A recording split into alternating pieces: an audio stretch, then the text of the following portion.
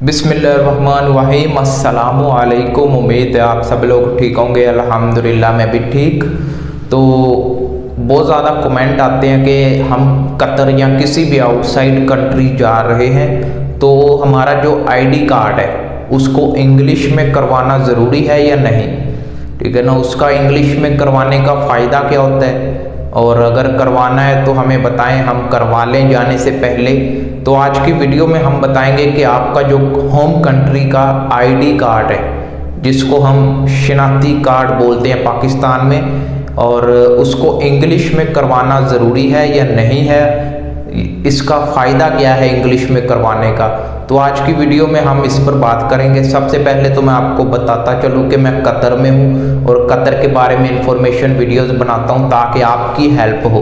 तो अगर आपको भी कोई इन्फॉर्मेशन चाहिए तो आप कमेंट कर दें या इंस्टाग्राम पर मैसेज कर दें, तो नेक्स्ट वीडियो आपके मैसेज पर या कमेंट पर बना दी जाएगी। ओके, तो वीडियो शुरू करते हैं। तो सबसे पहले तो आप लाइक कर दीजिए वीडियो को, एडवांस में लाइक करने वालों का शुक्रिया, और चैनल को सब्सक्राइब कर दें। किसी भी इंफॉर्मेशन की अपडेट चाहिए तो इस चैनल को विजिट करें। तो सबसे पहले तो मैं आपको दिखा दूं कि मैंने भी पाकिस्तान से आने से पहले अपना जो आईडी कार्ड है इसको इंग्लिश में करवाया था, ठीक है ना। ये मेरा शिनाख्ती कार्ड है, इसको मैंने इंग्लिश में करवा लिया था। ओके, इसमें इसको इंग्लिश में करवाने का जो मेरा खर्चा आया था वो 4000 से लेकर 4500 के दरमियान आया था। अभी 2 साल गुजर गए हैं तो कुछ याद नहीं है कितना खर्चा था, लेकिन 4000 से 4200 के दरमियान था, 4500-4200 के दरमियान था। ओके, तो अगर आप लोग भी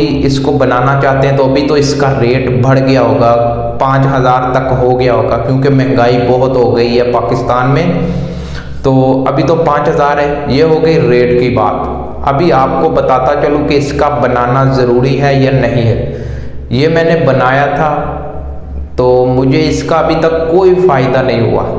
होता है ना, कोई एक आधा फ़ायदा हो जाए या ठीक है, तो मुझे तो अभी तक इसका कोई फ़ायदा नहीं हुआ। हाँ, सुना है कि आपका अगर पासपोर्ट एक्सपायर हो जाता है तो फिर इंग्लिश में जो आईडी कार्ड है वो उस पर बन जाता है, ठीक है ना। इधर कतर में अगर आप रहते हैं और आपका पासपोर्ट एक्सपायर हो जाए तो अगर आपका आईडी कार्ड शिनाख्ती कार्ड इंग्लिश में है तो फिर बआसानी बन जाता है। ये मैंने सुना है, अभी रियल में नहीं हुआ। तो मेरा नेक्स्ट ईयर पासपोर्ट एक्सपायर हो जाएगा, तो फिर अगर मुझे ऐसा कोई मसला हुआ या ऐसा कोई काम हुआ तो मैं आपके साथ ज़रूर शेयर करूँगा, ठीक है ना। लेकिन अभी मुझे इसका कोई फ़ायदा नहीं हुआ। अब आप पर डिपेंड करता है आप बनाना चाहते हैं या नहीं बनाना चाहते हैं। आप इसका आईडी कार्ड को इंग्लिश में, मेरे ख्याल से आप उर्दू में ही करवा कर आ जाएं। देखें, ये जब मैंने बनवाया था तो मेरा सारा इंग्लिश में था, ठीक है ना। जो मेरा स्टे ऑफ इधर लिखा हुआ है ना, कंट्री ऑफ स्टे, इधर पाकिस्तान था, इधर उन्होंने कतर कर दिया क्योंकि मैं कतर में हूँ, और इन्होंने इधर कतर कर दिया। उसके बाद ये पीछे जो आपके घर का एड्रेस होता है वो मेरे घर का एड्रेस उर्दू में था, उन्होंने इंग्लिश में कर दिया, ठीक है ना। बस ये 2 चीज़ें चेंज हुई हैं और उसका उन्होंने 4 से 4500 खर्चा ले लिया है। तो अगर आप बनाना चाहते हैं तो आपकी मर्ज़ी है, ठीक है ना। मैंने आपके साथ अपना एक्सपीरियंस शेयर कर दिया कि मैंने कैसे बनाया, कितने का बनाया, क्या फ़ायदा मुझे मिला। अगर वीडियो अच्छी लगे तो वीडियो को लाइक कर दीजिएगा, चैनल को सब्सक्राइब कर दीजिएगा। मिलते हैं नेक्स्ट वीडियो में। अल्लाह हाफिज़।